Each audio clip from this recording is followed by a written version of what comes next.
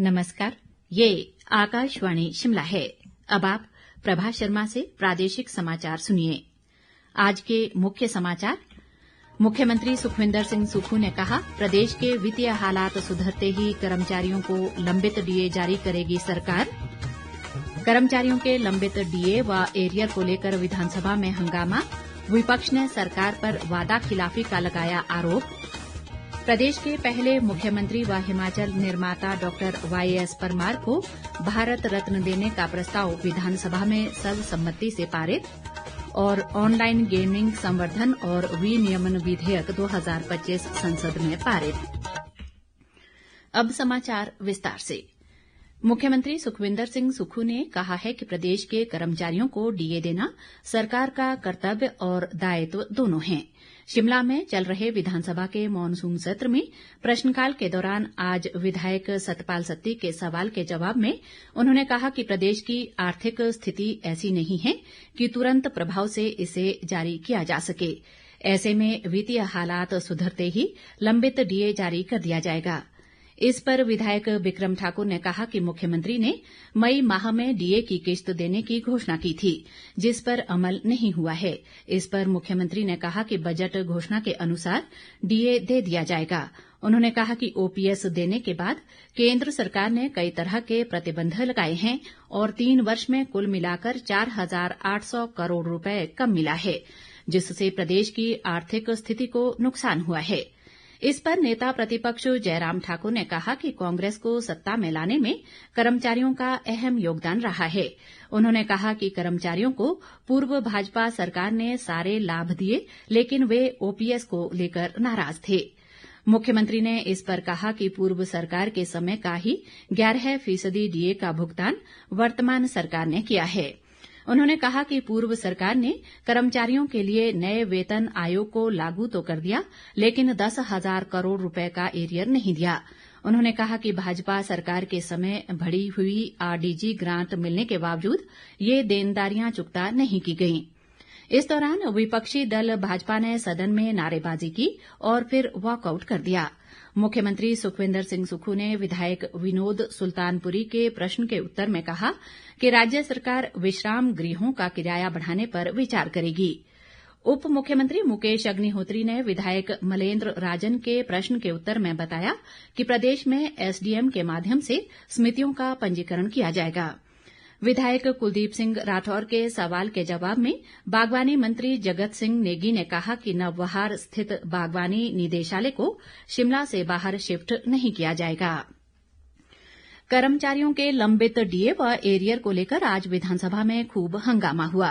प्रश्नकाल के दौरान विधायक सतपाल सत्ती के सवाल पर मुख्यमंत्री के जवाब से असंतुष्ट विपक्षी सदस्य पहले वेल में नारेबाजी करते रहे और फिर सदन से वॉकआउट कर दिया। बाद में नेता प्रतिपक्ष जयराम ठाकुर ने पत्रकारों से बातचीत में कहा कि मुख्यमंत्री सदन में बार बार राजनीतिक जवाब दे रहे हैं और जिन कर्मचारियों की बदौलत कांग्रेस सरकार सत्ता में आई है, उनसे किए वायदों को पूरा किया जाना चाहिए। अब की बार बजट प्रस्तुत करते हुए मुख्यमंत्री जी ने कहा था कि मई के महीने में डीए की किस्त जारी कर दी जाएगी, लेकिन मई बीत गया, जून बीत गया, जुलाई बीत गया और अगस्त जो है ये भी बीत गया। अभी तक वो डीए की किस्त कर्मचारियों को नहीं मिल पाई। कर्मचारी भाई बार बार इस बात को लेकर के अपनी बात उठा रहे हैं, मांग कर रहे हैं कि डीए की किस्त जो आपने कही थी वो तो जारी करो। और अभी तक डीए की किस्त जो है 4+4+3 यानी कि 11% डीए की किस्त देने को हो गई। जो कहा बार बार कि जब स्थिति सुधरेगी, स्थिति तो सुधरेगी नहीं, तो इसका मतलब है कि इस सरकार के कार्यकाल में डीए की किस्त जारी नहीं होगी। दूसरी तरफ मुख्यमंत्री सुखविंदर सिंह सुक्खू ने विपक्ष के वॉकआउट को राजनीति से प्रेरित बताया है। पत्रकारों से बातचीत में उन्होंने कहा कि मौजूदा सरकार आर्थिक चुनौतियों के बावजूद कर्मचारियों के हित में कई फैसले ले रही है और आर्थिक स्थिति ठीक होने पर कर्मचारियों की सभी देनदारियां दी जाएंगी।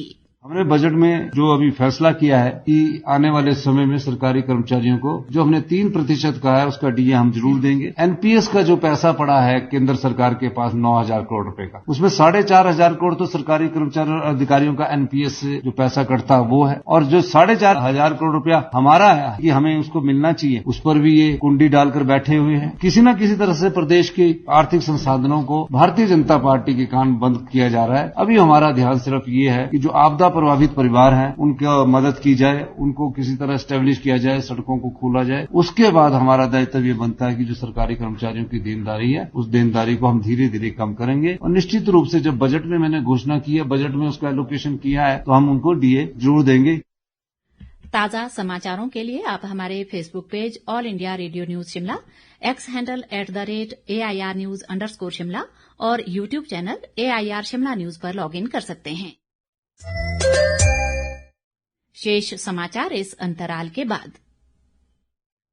प्रादेशिक समाचार बुलेटिन में आपका फिर स्वागत है। बाकी समाचारों में विधानसभा में आज प्रदेश के पहले मुख्यमंत्री व हिमाचल निर्माता डॉक्टर YS परमार को भारत रत्न देने का प्रस्ताव सर्वसम्मति से पारित कर दिया गया। पक्ष व विपक्ष के सभी सदस्यों ने विधायक अजय सोलंकी द्वारा सदन में लाए गए संकल्प पर राजनीति से ऊपर उठकर परमार को भारत रत्न देने के लिए अपना समर्थन दिया। इस संकल्प पर दोनों पक्षों के विधायकों ने अपने विचार रखे। इसके जवाब में उप मुख्यमंत्री मुकेश अग्निहोत्री ने कहा कि डॉक्टर YS परमार को किसी प्रमाण पत्र की जरूरत नहीं, वो जो इतिहास लिख गए हैं वो हमेशा रहेगा। पक्ष और विपक्ष का आभार जताते हुए उन्होंने कहा कि दलगत राजनीति से ऊपर उठकर सभी ने इस प्रस्ताव को पारित किया है। अग्निहोत्री ने कहा कि पहाड़ी राज्यों की स्थापना की बात होगी तो उनका नाम आएगा। विधानसभा अध्यक्ष कुलदीप सिंह पठानिया ने भी विधायकों का आभार जताया और कहा कि सभी ने राजनीति से ऊपर उठकर अपनी बात रखने का प्रयास किया। संकल्प पर हुई चर्चा में विपक्ष के नेता जयराम ठाकुर, कैबिनेट मंत्री हर्षवर्धन चौहान, जगत सिंह नेगी, रोहित ठाकुर, विधायक सुखराम चौधरी, हंसराज, विनोद सुल्तानपुरी, रीना कश्यप, नीरज नैयर और विधानसभा उपाध्यक्ष विनय कुमार ने भी हिस्सा लिया। कृषि मंत्री चंद्र कुमार ने कहा है कि प्रदेश के कई इलाकों में धान व मक्की की फसल खराब हो गई है और सरकार इस मामले में कृषि वैज्ञानिकों द्वारा जांच करवा रही है। विधानसभा में आज शून्यकाल के दौरान विधायक केवल सिंह पठानिया द्वारा इस संबंध में उठाए गए मामले के दौरान उन्होंने ये बात कही। कृषि मंत्री ने कहा कि जो फसलें 30% से ज्यादा खराब हो गई हैं, सरकार उन फसलों को रिलीफ मैनुअल में शामिल करने के लिए नियमों में संशोधन कर रही है। शून्यकाल के दौरान विधायक RS बाली ने अपने सरकारी आवास के बिजली के भारी भरकम बिल के मामले को सदन में उठाया। इस पर मुख्यमंत्री सुखविंदर सिंह सुक्खू ने इस मामले की जांच करवाने की बात कही। बिजली बिलों के बारे में जब मेरे पास माननीय विधायक रघुवीर सिंह बाली जी आए कि ये 14 महीने का बिल मेरा क्यों दिया गया, तो मैंने पूछा ये कैसे हुआ। कहते जी ये बिल पीडब्ल्यूडी वाले देते हैं। तो मैंने अपना भी पता किया तो उन्होंने कहा कि ये बिल आपका 1,40,000 रुपये बनता है, तो ये 14 महीने का बिल है। पिछला सारा एरिया इन्होंने जोड़कर दर्शा दिया कि हमने ये बिल इसको दिया। तो इस मामले को बड़ी गंभीरता से सरकार ने लिया है और मेरा मानना है कि हम सभी जगह स्मार्ट मीटर लगाएंगे, प्रीपेड मीटर भी लगाने जा रहे हैं, ताकि जब वो बिल पे करे तो उसको पता लग जाए कि मैंने कितने की बिजली कंजम्पशन करने की दिशा में आगे बढ़े। इस बीच RS बाली ने पत्रकारों से बातचीत में कहा कि इस मामले की गहनता से जांच होनी चाहिए और ज्यादा बिल आने की वजह से उनकी छवि खराब हुई है कि आंकड़े जो यहाँ पे रखे गए विधानसभा के अंदर वो गलत, और 32 महीने का बिल जो था मेरा वो 2,98,000 था और मेरे से ऊपर जो मंत्री हैं उनके बिल किसी के 3,45,000, किसी का 3,46,000, किसी का 3,93,000 और किसी का 6,83,000 इन 32 महीनों का बिल बना है और मेरा बिल इन सबसे नीचे। पर जो आंकड़ा लाया गया और सोशल मीडिया और मीडिया में गया वो बहुत ही गंभीर विषय है कि किसने ये बात की। अगर ये जानबूझ के हुई, क्योंकि विधानसभा में अगर आंकड़े दिए जाते हैं तो बहुत उसके ऊपर से नीचे तक काम होता उसके बाद दिए जाते, तो ये बहुत बड़ी बात थी कि ऊपर से नीचे तक चेक होने चाहिए। संसद ने ऑनलाइन गेमिंग संवर्धन और विनियमन विधेयक 2025 पारित कर दिया है। केंद्रीय सूचना व प्रौद्योगिकी मंत्री अश्विनी वैष्णव ने कहा कि इस विधेयक से मध्यम वर्ग और युवाओं में बढ़ते ऑनलाइन मनी गेमिंग के नशे पर लगाम लगेगी। हमारे मध्यम वर्गीय परिवारों को और युवाओं को, छात्रों को जो एक बहुत बड़ा नशा समाज में फैल रहा था ऑनलाइन मनी गेमिंग का, उससे मुक्ति दिलाई है। और साथ ही साथ ई स्पोर्ट्स और ऑनलाइन सोशल गेमिंग जो कि समाज के लिए उपयोगी है, उसको प्रमोट करने के लिए अथॉरिटी बनाने वाला बिल आज पास किया है। मैं संसद के सभी सदस्यों को इसके लिए धन्यवाद देना चाहूंगा। अंत में मुख्य समाचार एक बार फिर।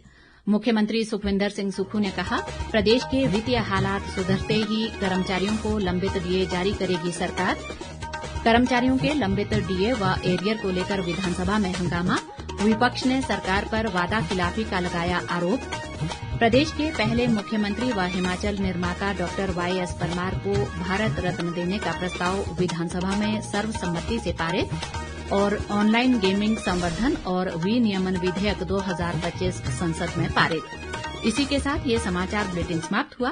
हमारा अगला बुलेटिन आप सुन सकते हैं कल सुबह 9:20 पर। नमस्कार।